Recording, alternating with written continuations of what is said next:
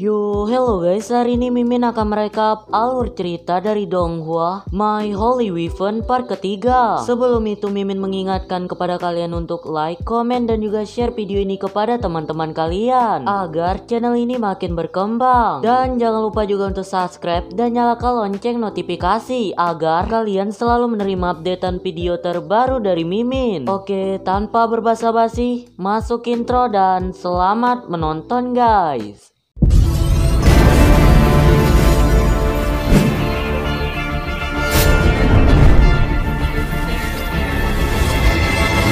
Karena Nona Chu dan juga Chen Tian telah beraliansi, di sini dapat terlihat Nona Chu menyuruh Chen Tian dan juga Xiao Bai untuk tinggal di rumahnya dalam beberapa hari. Namun di sini Chen Tian khawatir karena ia belum memberitahu orang tuanya bahwa ia akan tinggal di rumah Nona Chu. Dan ternyata Nona Chu telah mempersiapkan itu semua dengan mengundang orang tua Chen Tian untuk tinggal bersamanya juga. Dapat terlihat Chen Tian sangat terkejut karena tiba-tiba ibunya ada di tempat atau di kediaman Nona Chu.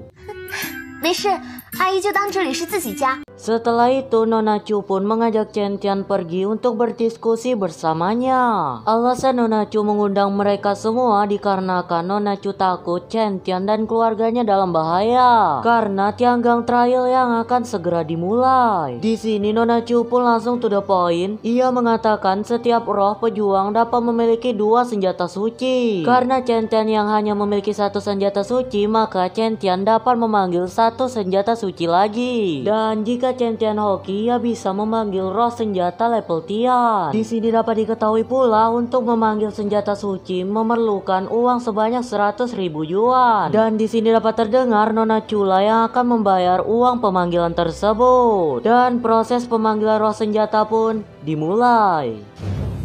开元之初，神武为引。开元之初，神武为引。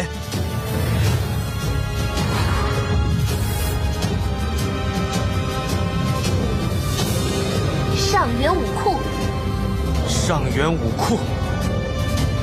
Dan di sini tibalah Chen Tian pada sebuah gerbang. Dan di sini dapat terlihat pula gerbang itu pun terbuka. Dan terlihat pula ada roh senjata di dalam gerbang itu. Ternyata proses pemanggilan roh senjata Chen Tian berhasil. Chen Tian berhasil memanggil seorang roh senjata atau dapat kita sebut saja sebagai Loli yang bernama Peng Tian Hueji. Dapat terlihat Xiao Bai menertawakan Loli itu karena Loli tersebut hanya berada di level D. Karena mendengar olokan tersebut, Loli itu pun marah. Dan di sini dapat kita simpulkan Loli tersebut sangat temperamental. Dan di sini kita mendapatkan info Loli ini dulunya adalah bawahan dari jenderal terkuat pada periode 3 kerajaan. Dan jenderal itu bernama Lubu Pexian. Dapat terlihat Loli itu menyetujui Chen Tian untuk menjadi masternya. Dan Loli itu berjanji ia pasti akan melindungi Chen Tian. Dan setelah itu mereka pun menuju ke ruang makan. Sesampainya di ruang makan, betapa terkejut mereka terdapat banyak makanan di tempat tersebut. Dan ternyata ibu Chen Tian lah yang memasak makanan tersebut. Dapat terlihat di sini mereka sangatlah menikmati makanan itu, yang dikarenakan makanan itu sangatlah enak. Dan dapat terdengar pula mereka juga memuji makanan buatan ibu Chen Tian. 将浓郁的口味体。面条的香味。哦。 Setelah makan makanan enak tersebut, di sini terlihat Chen Tian dan roh senjatanya mengarah ke tempat pemandian air panas untuk membersihkan tubuh mereka. Di sini dapat kita lihat Nona Chu menguping pembicaraan Chen Tian bersama dengan Xiao Bai. Di sini dapat terdengar Chen Tian dan juga Xiao Bai sedang membicarakan mengenai Nona Chu. 虽然跟他第一次见面印象不算好，不过现在客观来看，楚清城是个真的很感谢他。 现在看来，他确实挺值得帮的。哼，如果楚清城听到你这样说，他一定会很开心吧？啊，别开玩笑了，这些话怎么可能当面说给他听啊？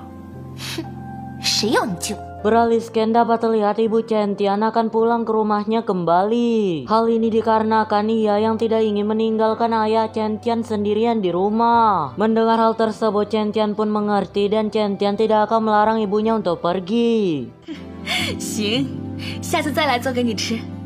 长天自己注意安全啊。Karena tianggang trial yang akan segera dimulai, di sini Nona Chu berkata kepada Chen Tian agar menyuruh Xiaobai beristirahat. Sedangkan si Loli akan diajarkan teknik bertarung oleh Gang Jiang dan Mo Ye. Dan Chen Tian akan diajarkan teknik bertarung oleh Nona Chu. Dan keesokan harinya proses pembelajaran mereka pun dimulai.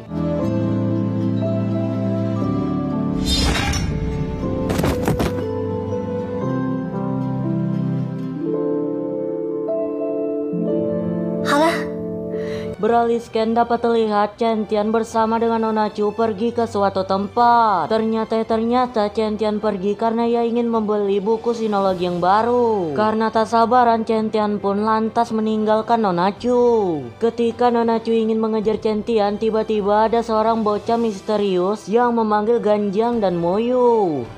Papa, Mama. Di sini Gan Jiang dan Mo Yu merasa tidak asing terhadap anak tersebut. Dan akhirnya mereka menyadari bahwa anak kecil itu adalah reinkarnasi dari anak mereka pada kehidupan sebelumnya. Dan anak kecil itu bernama Jiance. Di sini Jiance mengeluarkan roh senjatanya yang bernama Taixu. Di sini dapat terlihat pula energi yang terpancar dari tubuh Taixu sangatlah kuat. 我感应到一股强大的魔力出现了。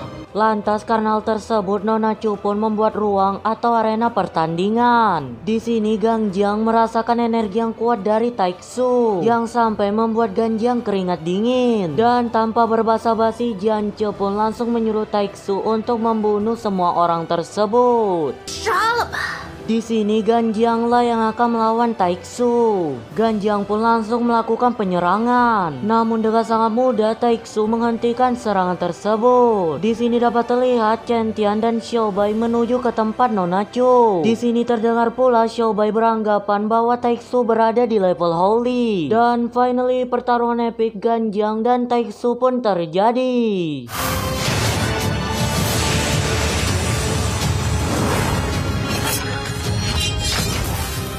Karena melihat Gan Jiang yang terdesak, Mo Ye pun di sini mencoba untuk membantu Gan Jiang untuk mengalahkan Taixu. Di sini Nona Chu menyadari bahwa Taixu berada di level holy. Dan karena hal itulah Nona Chu memerintahkan Gan Jiang dan Mo Ye untuk menggunakan skill mereka.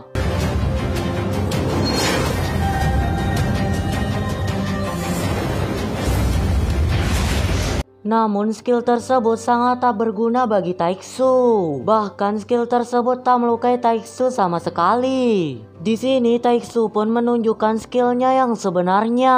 Taixu menggunakan teknik penghabisan yang dimana kekuatan teknik itu sangat dahsyat, yang hingga menciptakan lonjakan energi yang sangat kuat. Bahkan kekuatannya sampai bisa membelah jalanan.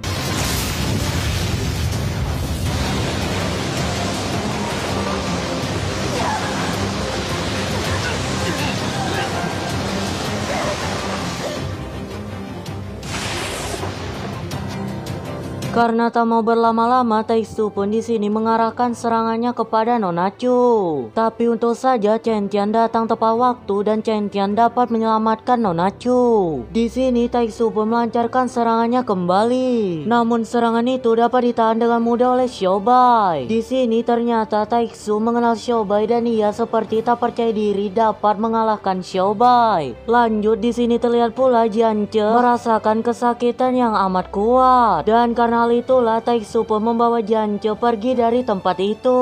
Dapat terlihat Mo Ye sangat sedih dan terpukul karena anaknya yang tiba-tiba menjadi orang jahat. Kita beralih scan di kediaman Nona Chu kembali. Di sini Gan Jiang dan Mo Ye menceritakan tentang kehidupan di masa lalunya. Hal ini bermula pada masa Spring dan Autumn. Ada seseorang yang dikenal sebagai pembuat pedang pertama bernama Ouyezi, dan ia adalah ayah dari Mo Ye. Mo Ye bertemu dengan Gan Jiang pada saat Gan Jiang tak sadarkan diri. Setelah itu Mo Ye dan ayahnya merawat Gan Jiang. Ayah Mo Ye melihat Gan Jiang sangat berbakat dalam membuat pedang. Dan seiring waktu Gan Jiang dan Mo Ye saling jatuh cinta dan mereka pun menikah. Pada suatu hari Ouyezi diperintahkan Raja Chu untuk membuat 3 pedang untuknya. Lantas Ouyezi dan Gan Jiang membuat 3 pedang tersebut, yaitu pedang Qixing Lon Yuan, Tai E, dan Gongbu. Setelah itu mereka pun menyerahkan pedang itu kepada pada Raja Chu.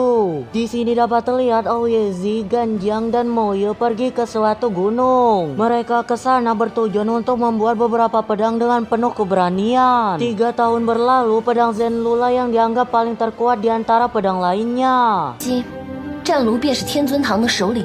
Setelah itu mereka pun melakukan perjalanan pulang. Namun karena ada peperangan, Ganjiang dan Moye pun terpisah dari Ouyezi. Lanjut di sini Ganjiang dan Moye pun tinggal pada sebuah desa. Namun Raja Chu yang serakah memberi tugas pada Ganjiang untuk membuat pedang dari bahan besi, api, dan juga besi es. Namun Ganjiang menolaknya karena bahan tersebut sangat sulit untuk dicairkan. Raja Chu pun marah dan ia membakar habis desa yang ditinggali Ganjiang dan Moye. Karena tak punya pilihan, Ganjiang pun mencoba membuat senjata dari bahan itu. Akhirnya Ganjiang pun menemukan cara dengan menetapkan kesesuaian yin dan yang. Dan setelah itu pedang tersebut berhasil dibuat.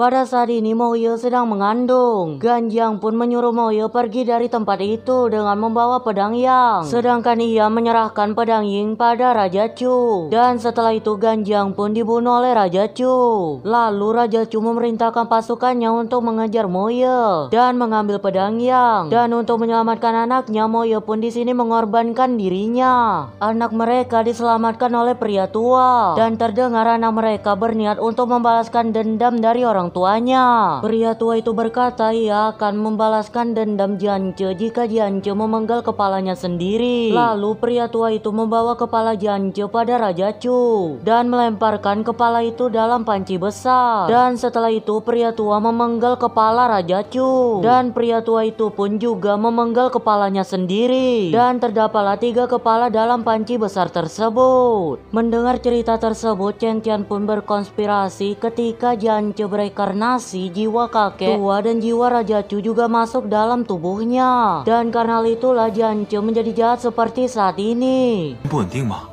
莫非你有办法？ Di sini mereka pun sepakat untuk sementara waktu mereka harus menghindari Taixu dan juga Jiance. 是。 谨遵小姐吩咐。